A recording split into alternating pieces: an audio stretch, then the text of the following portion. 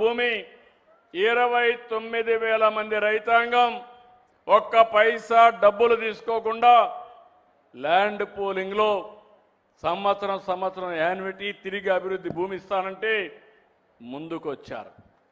అదో game changer గా తయారైంది.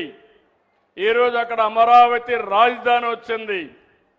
వాళ్ళ దశ దిశ మారిపోయే పరిస్థితి వచ్చింది.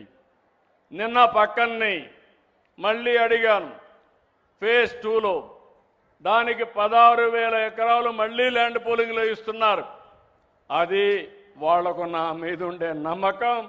నేను వాళ్ళ రుణాన్ని తీర్చుకుంటున్నాను. విశాఖపట్నంలో స్టీల్ సిటీ పెట్టాం. స్టీల్ సిటీ పెడితే 1 నెల 2 నెలల్లో 3,000 ఎకరాలు భూమి ఇచ్చారు. అక్కడ మీరు చూస్తే ఈరోజు ఒక స్టీల్ సిటీనే వస్తూ ఉంది.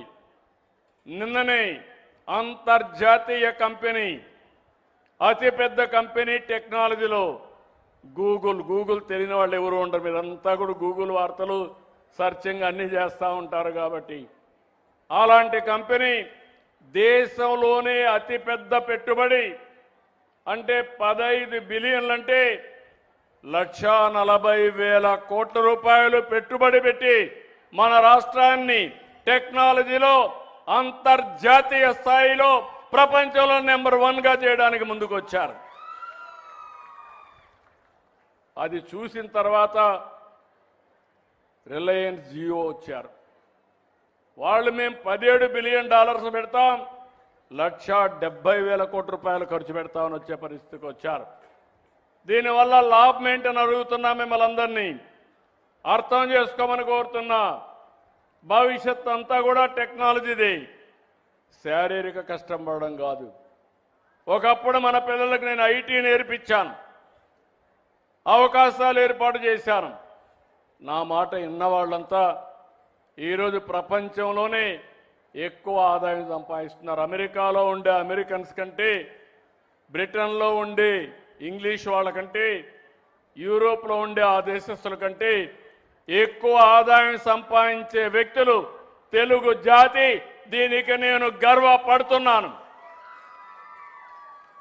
ఆ ఉద్దేశంతోనే ఈ టెక్నాలజీ తీసుకొచ్చాం. ఇక్కడ మీరందరూ గుర్తుపెట్టుకోవాలి, అవతలున్న పార్టీ, ఆ పార్టీని ఏమనాలో నాకు తెలియదు, కోడికత్తి పార్టీ, గొడ్డలి, వైసీపీ కాదు గొడ్డలి పార్టీ మా తమ్ముడు చెప్తున్నారు. కానీ మీరందరూ ఒకటి గుర్తుపెట్టుకోవాల్సిన అవసరం ఉంది. నేరాలు చేసే ప్రవృత్తి ఉండే వ్యక్తులు రాజకీయాలకు పనికి రారు.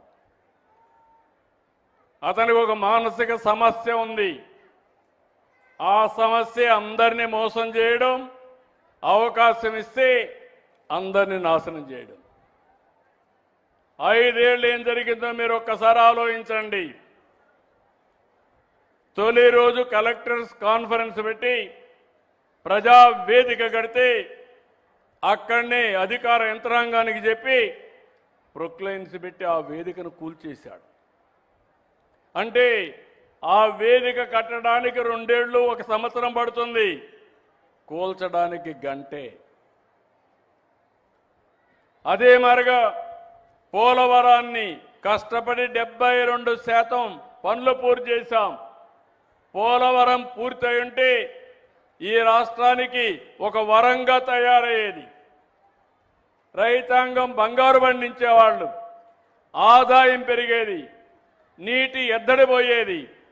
నీరే మొత్తం మనకు ఆధారం, జీవనాధారం. అలాంటి ప్రాజెక్టు నాశనం చేశాడు. అమరావతి